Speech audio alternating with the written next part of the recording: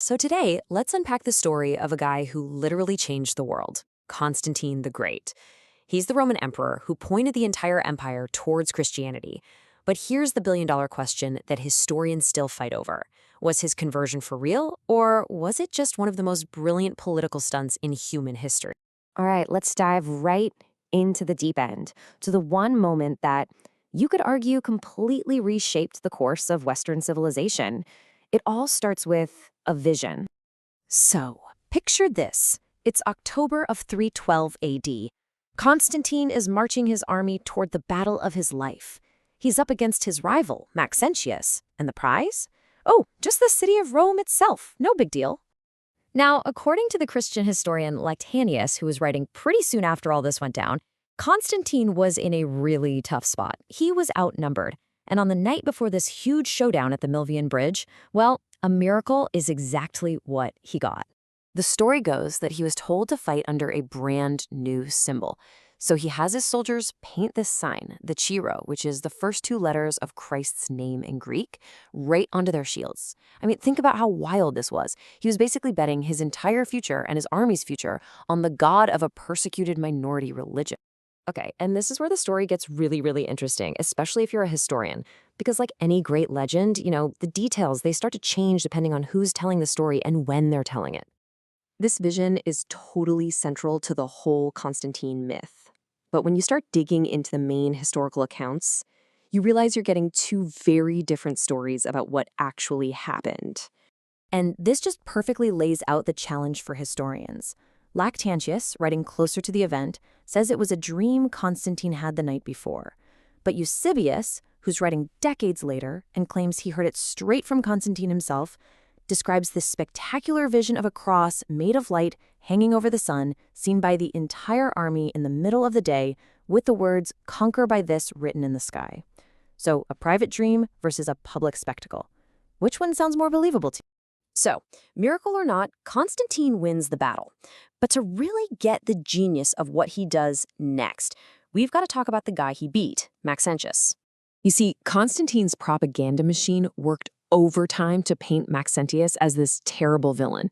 But the reality is, back in Rome, the guy was popular. For years, emperors had been ignoring the old capital, but Maxentius, he built his whole identity around making Rome glorious again. And that made him a huge political threat. He literally called himself the preserver of his city and kicked off these massive construction projects to back it up. He was playing directly to the bruised ego of the Roman people and the Senate. So here's the critical move. After he crushes Maxentius, Constantine doesn't go in and tear down all these monuments to his rival's power. No, he does something way smarter. He finishes them, takes them over, and slaps his own name on them.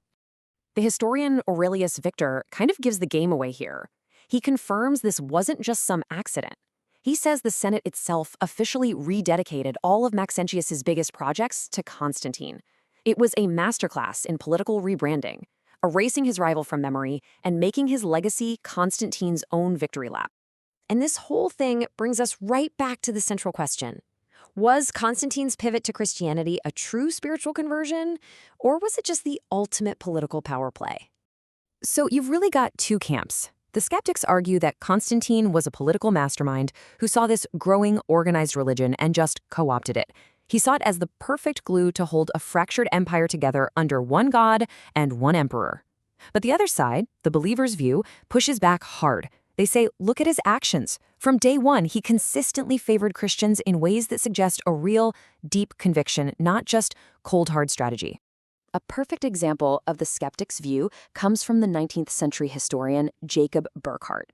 He basically saw raw, naked ambition hiding behind a pious veneer, and he famously called Eusebius's glowing biography of Constantine nothing more than propaganda.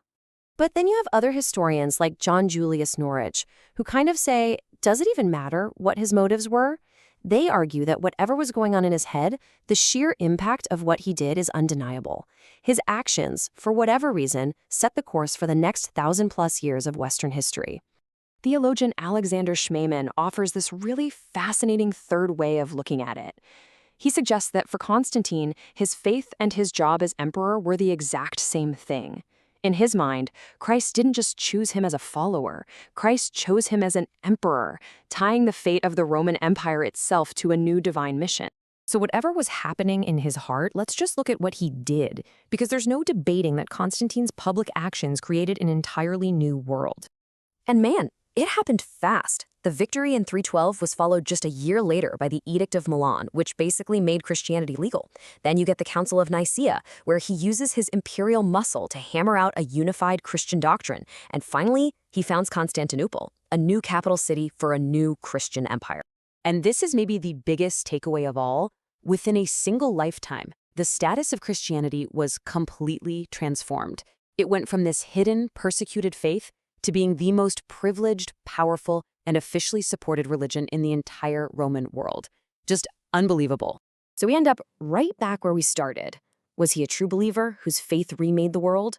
Or was he a brilliant politician who saw which way the wind was blowing and just seized the moment? You know, it's entirely possible the answer isn't one or the other. Maybe he was a man where profound personal faith and absolutely genius political strategy became the very same thing.